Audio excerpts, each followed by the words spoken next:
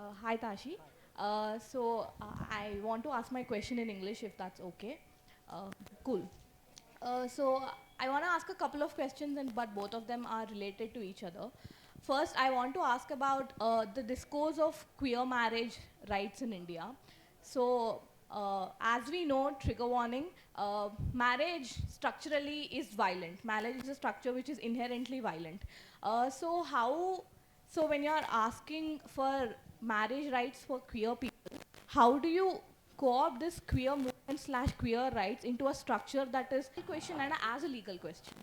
Thank you for asking it. Is it okay if I answer in Telugu? Yeah. So ప్రశ్న అడిగారంటే తను క్వియర్నెస్ క్వియర్తనం తేడాతనం అనేది main స్ట్రీమ్కి ఇంత భిన్నంగా ఉండడం అయితే ఇందులో మ్యారేజ్ ఈక్వాలిటీ అనే ఏదైతే చట్టం నడుస్తుందో మ్యారేజ్ ఈక్వాలిటీ కోసం ఏదైతే ప్రయత్నం నడుస్తుందో సుప్రీంకోర్టులో దాన్ని మనం ఎట్లా చూడొచ్చు అనేది ఒక ప్రశ్న. అట్లాగే క్వేర్ సంబంధాలలో కూడా చాలా హింస ఉంటుంది. సో ఈ హింసని మనం ఎట్లా చూడొచ్చు అండ్ మ్యారేజ్ అనే హింసాత్మకమైన వ్యవస్థలో క్వేర్ వ్యక్తుల సంబంధాలని జోడించాలి కలపాలి అనే ప్రయత్నాన్ని ఎట్లా చూడొచ్చు అని అడుగుతాను. ఒకటి అంటే దీనికి రెండు దృక్పథాలు అనిపిస్తాయి నాకు. ఒకటి వచ్చేసి సాధారణంగా క్వేర్ వ్యక్తులు ట్రాన్స్ వ్యక్తులు అవకాశము ఆస్కారము సమాజంలో ఒకరిగా ఉండే సందర్భము లేక ఆ భిన్నతనాన్ని ఆ క్వేర్తనాన్ని తేడాతనాన్ని ఆలింగనం చేసుకొని జీవితం జీవించే ప్రయత్నం చేయాల్సి వస్తుంది చాలాసార్లు. ఎప్పుడైతే ప్రధాన స్రవంతి సమాజము ఏదైనా భిన్నత్వాన్ని పూర్తిగా వ్యతిరేకించలేకపోతుందో ఆ భిన్నత్వాన్ని అనేక విధాలుగా తుడిచేసే ప్రయత్నం చేస్తుంది.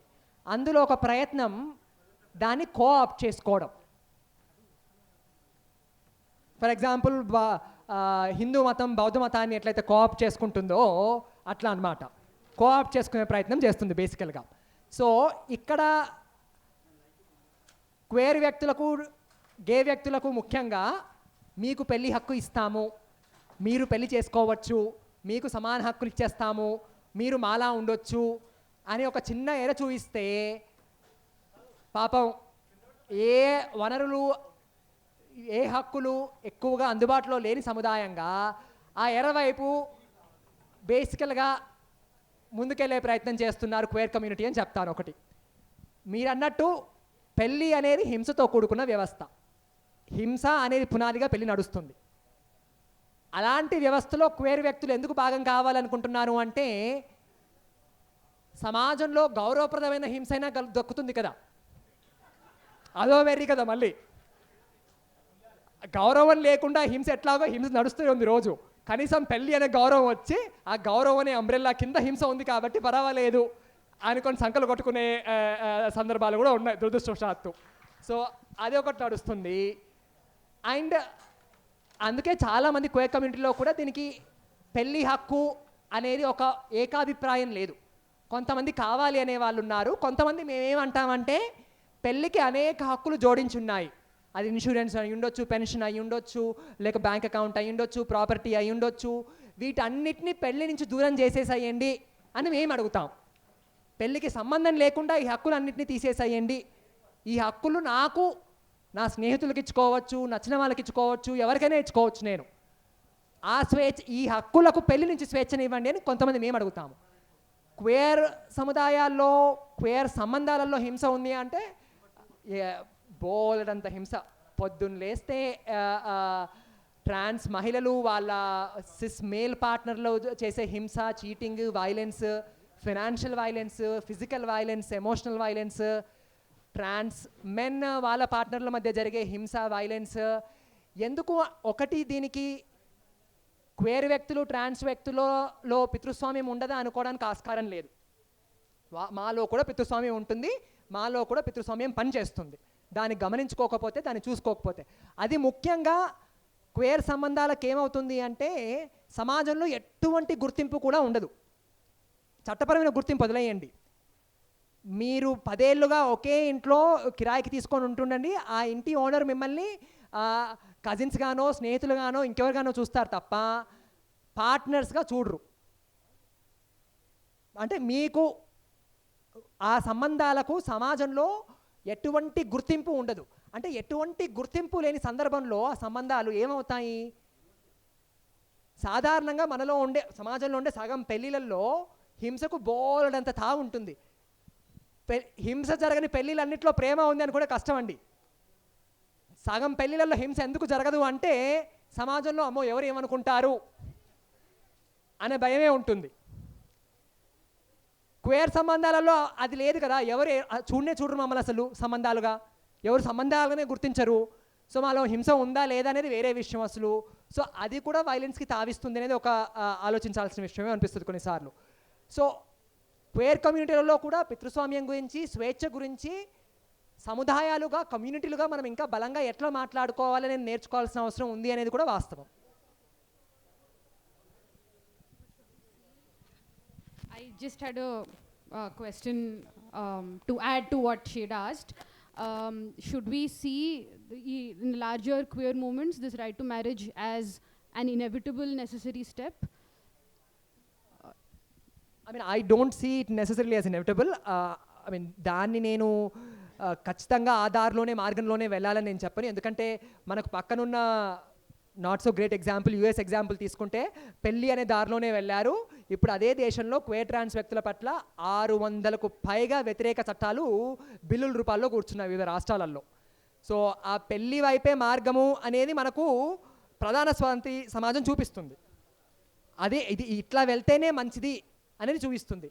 దాన్ని మనం ఎట్లా రెసిస్ట్ చేసుకోవాలి అనే ఎట్లా చేసుకోవాలి అంటే మన కమ్యూనిటీ రీసోర్సెస్ ఏం డెవలప్ చేసుకోవాలి, మనము కొత్త సిస్టమ్స్ ఏం డెవలప్ చేసుకోవాలి, మేము క్వేర్ వ్యక్తులుగా ప్రధాన స్రవంతి సమాజాన్ని కోఆప్ట్ ఎట్లా చేసుకోవాలో ఆలోచించాలి. Hello. Hello, Anamika, Tashi. can you just pass the mic on to? So I have 3 questions to ask. First one, I have a clarification on while you addressed why trans women take public domain easier or I can't say comfortably for sure, or easier when comparing to trans men. That's my first question. Second question is related to the defense sector, the defense forces or the forces which majorly like police or specific to those. Why do these forces condemn homosexuality, and what are its effects if it doesn't condemn also? And my third question is regarding I think last year or maybe this year Supreme Court has refrained from legalizing same-sex marriage, right? And in terms of South Asia, Nepal, Taiwan and Thailand has been recently who have legalized, and hopefully I guess India will with time would legalize. I want to understand how does this time frame would justify legalizing? Agar पिछले बार भी कर सकते, I mean last year kuda cheyochu, but why not, why to do it in future, why couldn't have then legalized the recent time also? That's my question. Thank you. First question, why ట్రాన్స్ మహిళలు తేలికగా public domain occupy చేయరు. ఆ public domain occupy చేయడంలో there is an everyday bloodshed, cost of a life, every day it's a cost of a life. Trans మహిళలు ఎంతమంది ట్రైన్లు ఎక్కుతూ అడుక్కుంటూ accident చనిపోతారు, ట్రాన్స్ మహిళలు ఎంతమంది మర్డర్లకు, రేపులకు గురవుతారు అనేది మనము they are no numbers that can justify it. అంటే ఇంకొకటి గుర్తు చేసుకోవాల్సింది కూడా ఏంటి అంటే విజిబిలిటీ అనేది బాగా పెరిగింది ఈ మధ్య, బాగా చాలా ఎక్కువగా వచ్చిన ఏంటి అంటే ఎల్జీబీటీ కమ్యూనిటీ వాళ్ళకు విజిబిలిటీ. బాలీవుడ్లో సినిమాలు తీస్తున్నారు, వెబ్ సిరీస్లు చేస్తున్నారు, స్టాండప్ కామెడీలు అవుతున్నాయి, లేకపోతే ఏవేవో వాట్సాప్లు, ఇన్స్టాగ్రామ్లు, సోషల్ మీడియా నడుస్తున్నాయి. విజిబిలిటీ బోలెడంత పెరిగింది, కానీ దీన్ని విజిబిలిటీ అనను నేను, ఇది ఎక్స్పోజర్. విజిబిలిటీ ఎప్పుడు పనికొస్తుంది? వనరులు, సపోర్ట్ సిస్టము అన్నీ ఉన్నప్పుడు ఆ విజిబిలిటీ వల్ల ఏమైనా ప్రయోజనం ఉంటుంది. వనరులు, సపోర్ట్ సిస్టమ్స్, హెల్ప్, స్టేట్ యొక్క అసిస్టెన్స్ ఏమీ లేనప్పుడు ఆ విజిబిలిటీ అనేది ఒక భయానకమైన, హింసాత్మకమైన సమాజానికి ఎక్స్పోజర్గానే పనికొస్తుంది. అంటే ఇంకా ఎక్కువ హింస వస్తుంది తప్ప వేరే ఏమి అవ్వదన్నమాట అక్కడ. అది ట్రాన్స్ మహిళల పట్ల ఎప్పటి నుంచో జరుగుతున్న విషయం. ఎంత విజిబిలిటీయో అంత రెట్టింపు హింస. విజిబిలిటీ లేకపోవడంలో కూడా ఇంకో రకమైన హింస ట్రాన్స్ మెన్. సో అది వేరే యాంగిల్ ఆల్ టుగెదర్. కాకపోతే ఆ రెండు నడుస్తూ ఉంటాయి. రెండో ప్రశ్న marriage you asked right.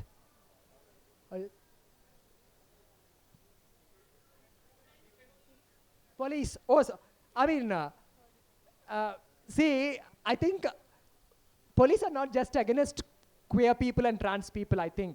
They probably are more against us. అంటే పోలీసులు క్వేర్ వ్యక్తులకు, ట్రాన్స్ వ్యక్తులకు ఎక్కువ వ్యతిరేకంగా ఉండొచ్చు, కానీ కేవలం వాళ్ళకే వ్యతిరేకం కాదు, పోలీసులు అందరికీ వ్యతిరేకమే. ఆ పదంలోనే ఉంది కదా పోలీసింగ్. నా జాబ్ ఏంటి, నిన్ను పోలీస్ చేయడం. నువ్వేం చేయాలో ఏం చేయకూడదో, ఏ బట్టలు వేసుకోవాలో ఏ బట్టలు వేసుకోకూడదో, దేశాన్ని ఎట్లా ప్రేమించాలో ప్రేమించకూడదో, రాజకీయ నాయకులను ఎట్లా గౌరవించాలో గౌరవించకూడదో, రోడ్డు మీద ఎట్లా నడవాలో నడవకూడదో, ఇవన్నిటికీ నేను ఎప్పుడు నిన్ను బేసికల్గా పోలీస్ చేయడమే నా పని కదా. అందుకే తెలంగాణ పోలీస్ వాళ్ళు ఎప్పుడన్నా ఫ్రెండ్లీ పోలీస్ అంటే నవ్వు వస్తుంది మాకు నిజంగా. ఫ్రెండ్ ఏంటి, పోలీస్ ఏంటి, ఇది నవ్వులాట అనుకోవాల్సిందే ఒక రకంగా. సో ఫ్రెండ్లీ పోలీస్, కానీ పోలీసింగ్ ట్రాన్స్ వ్యక్తుల పట్లనే కాదు. నేను రీసెంట్గా కొంతమంది పోలీస్ ట్రైనింగ్ సెషన్స్లో పాల్గొన్నాను. రీసెంట్గా తెలంగాణ ప్రభుత్వం వాళ్ళు 15,000 మంది కొత్త పోలీస్ రిక్రూటర్స్ని రిక్రూట్ చేసుకున్నారు. ఈ రిక్రూట్మెంట్ నేను ట్రైనింగ్లోకి వెళ్ళి సెషన్స్ జెండర్, సెక్స్, సెక్షువాలిటీ గురించి ట్రైనింగ్స్ ఇచ్చే టైంకి 3వ నెలలో ఉన్నట్టున్నారు. అంటే ఫస్ట్ సెమిస్టర్ అయిపోయింది. ఆ ట్రైనింగ్ మాహోల్ చూస్తే ఒక్కటే అనిపించింది నాకు, వీళ్ళని పట్టుకొచ్చి రిక్రూట్ చేసి గవర్నమెంట్ ఉద్యోగం ఆశ చూయించి వాళ్ళలో ఉన్న ఏ కోశమైన మానవత్వము ఉంటే దాన్ని పట్టి పీకి స్క్వీజ్ చేసి బయటికి తీసేసి వాళ్ళని వ్యవస్థలో వదలాలి అనే దాని మీదనే ఆ ట్రైనింగ్ రన్ అవుతుంది. ఇంకా వేరే దేని మీద ఆ ట్రైనింగ్ ఉండదు. పబ్లిక్తో ఎట్లా ఇంటరాక్ట్ అవ్వాలి, ఎవరితో ఎట్లా మాట్లాడాలి, జెండర్ ఏంటి, సెన్సిటివిటీ ఏంటి, ఇవి అవసరం లేదు. నువ్వు ఎంత మొగతనంతో ఎంత బలంగా ఠామ్ నని వెంటనే నలుగురిని గుద్దగలుగుతావు, 4 గట్టిగా అరవగలుగుతావు, ఇదే క్రైటీరియా. అండ్ ఈ క్రైటీరియా ఉంటేనే పాస్ అవుతావు నువ్వు అందులో. లేకపోతే చొక్కని బోర్డు ఉంటుంది, అక్కడ బోర్డు రాసి పెట్టుకుంటారు, డ్రాప్ అవుట్ అని పేర్లు రాసుకొని బోర్డు రాసుకుంటారు, బ్యాచ్లు రాసుకొని. ఇది పోలీస్ ట్రైనింగ్లో పని. Police are basically it's a terrible job I feel sometimes, because you are put in such a terrible place and given a terrible job to do, and they ask you to be friendly while you do the job. Nothing can be more worse than that. I mean, I'm not telling you to be, inadvertently be very empathetic to police, but I'm telling there's a reality police work in, right? And in terms of marriage, what Supreme Court wants to do, let's not even go what Supreme Court we have today, I think. చంద్రచూడికి అప్పుడప్పుడు నిద్ర తెచ్చినప్పుడల్లా queer వ్యక్తులకు, ట్రాన్స్ వ్యక్తులకు నేను మెస్సయ్య అవ్వాలి అనుకుంటే అవుతాడేమో ఆయన. But ఆయన ఇంకెవరికి మెస్సయ్య అయ్యేది ఏం లేదు దేశంలో. ఏమీ చేస్తలేడు, ఏమీ చేయలేడు కూడా. కాంప్రమైజింగ్ దట్ కోర్ట్స్ ఇంటెగ్రిటీ తప్ప ఇంకేం అవ్వడం లేదు అక్కడ. అండ్ ఆయన ఇస్తాడా ఇవ్వడా అనడం కంటే కూడా మేము కమ్యూనిటీగా సిద్ధమా కాదా అంటే మేము కూడా ప్రశ్నించుకోవాల్సిన అవసరం ఏంటి అంటే, మొన్న మెరైటల్ రేపు చట్ట ప్రకారం నేనేం చేయకూడదనే ప్రభుత్వం ఉన్నప్పుడు అదే ప్రభుత్వాన్ని పెళ్ళి కావాలని నేను ఎందుకు అడుగుతాను? నాకేం వెర్రి, ఎంత వెర్రి ఉంటే నేను అడగాలి నాకు పెళ్ళి కావాలని చెప్పి?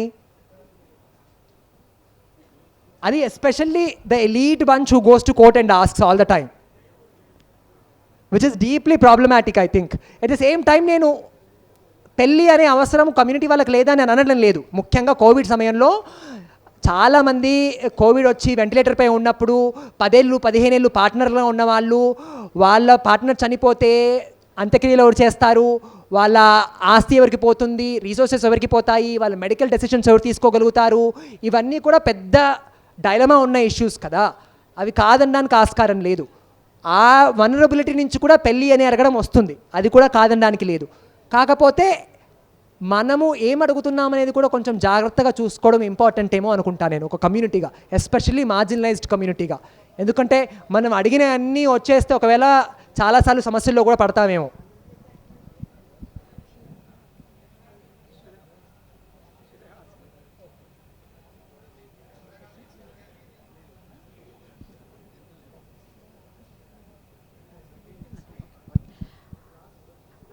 Sure sir. Last question Jeevan sir అడుగుతున్నారు సార్, టైం లేదు, సో లాస్ట్ క్వశ్చన్. ఇది క్వశ్చన్ ఏం కాదు, అంటే మేము సమాజంలో ఎదుర్కొన్న సమస్య. I totally agree with you about this differences and all that. కానీ నిత్య జీవితంలో మాకు ఎదురయ్యే సమస్య ఒకటి ఏంటంటే, ఇంట్లో ఫంక్షన్స్ అయినప్పుడు, డెలివరీ అయినప్పుడు, మ్యారేజ్ అయినప్పుడు, ఇల్లు కట్టుకున్నప్పుడు గ్రూప్స్కి వచ్చి చాలా గొడవ చేస్తుండ్రు, వయలెన్స్ చేస్తుండ్రు. దాన్ని మీరు పట్టించుకోరని చాలామంది అని అడిగారు. దాన్ని సంస్థగా నేను తప్పబడ్డం లేదు, అయినో సంస్థగా మీరు ఆర్గనైజ్ చేస్తున్నారు కాబట్టి దాన్ని మీ అడ్రస్ చేయడానికి కొన్ని ప్రయత్నాలు జరుగుతున్నాయా అనేది. అంటే వాళ్ళు డిసిప్లిన్గా ఉండాలా, డిసిప్లిన్గా డబ్బులు ఇస్తారా లేదా వేరే విషయం. కానీ చాలా అంటే మమ్మల్ని చాలామంది ప్రశ్నిస్తున్నారు, మీరేం చేయలేరా, హక్కులని మాట్లాడతారు, ఇంత గొడవ చేస్తున్నారు, పెళ్ళి అవుతుంది, లేకుంటే ఏదో వచ్చి చాలా లొల్లి పెడతారు, కొడుకుచ్చి శాపనార్థాలు పెడతారు, ఇదేంది పరిస్థితి అని అడుగుతారు. నాకు జవాబు తెలుసు, మీరు చెప్పండి. మీరు అటువంటి వ్యక్తిగా మీరు ఏం జవాబు చెప్తారు? ఆఫ్ క్యాపిటల్ అండ్ పనిష్మెంట్ అనే దాంట్లో బాలగోపాల్ గారు రాసిన ఒక చాప్టర్ గుర్తొస్తుంది నాకు. మొదట్లో లింక్ ఎక్కడ ఉంది అంటే, నాకు తను ఏమంటారంటే, ఎస్పెషల్లీ ఈ ఇద్దరి బస్సు దొంగలించి అందులో బస్సుకు ఫైర్ అంటుకొని చనిపోయిన వాళ్ళు చాలామంది, అండ్ వాళ్ళకు కోర్టు వాళ్ళు మరణ శిక్ష వేస్తారు. ఈ రిప్రజెంటేషన్ ప్రెసిడెంట్కి క్లెమెన్సీ కోసం రాస్తారు. ఫర్గివ్ చేయండి, యంగ్ పిల్లలు ఏదో పావర్టీ వల్ల చేశారు, పేదరికం వల్ల బస్సు దొంగతనం చేశారు, వాళ్ళు దొంగతనం ఎలాగో సరిగ్గా తెలియక అది జరిగి మంటలు అంటుకొని అందులో ఉన్న వాళ్ళు చనిపోయారు.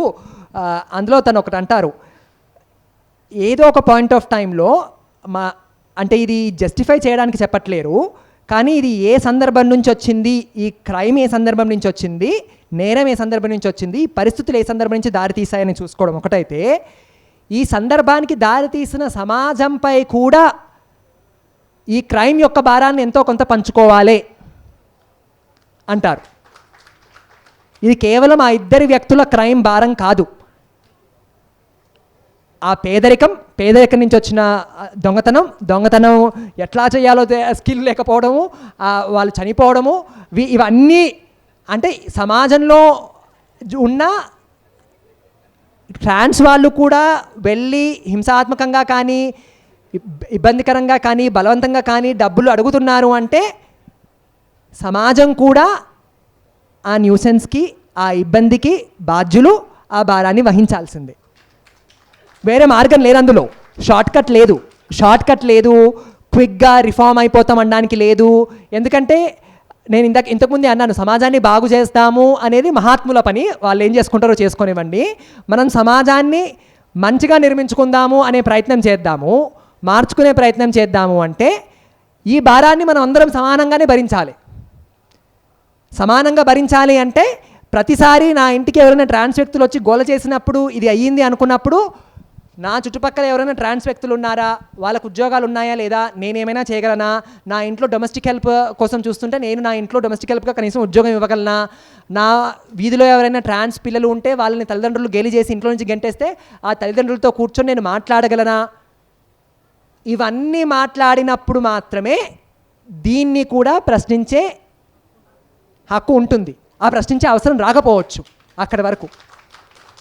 కానీ ఇదే ప్రశ్నిస్తాము, అవేవి ప్రశ్నించము అంటే మళ్ళీ భారం మొత్తము ట్రాన్స్ కమ్యూనిటీ మీదే పెట్టడము, మేమందరము పవిత్రులము, పునీతులము, ఎంత మంచి వాళ్ళము, మా ఇళ్ళ మీద ఎందుకు వచ్చారు అనే దృక్పథంతో చూస్తే మళ్ళీ మీరు మేము అన్నట్టే అయిపోతుంది ముచ్చట తప్ప, మీరు బాధ్యుతే మేము బాధ్యులమే కాదని నేను అనడం లేదు, కానీ అందరం బాధ్యులమే, అందరం కలిసి ఎలా చేసుకుందాము.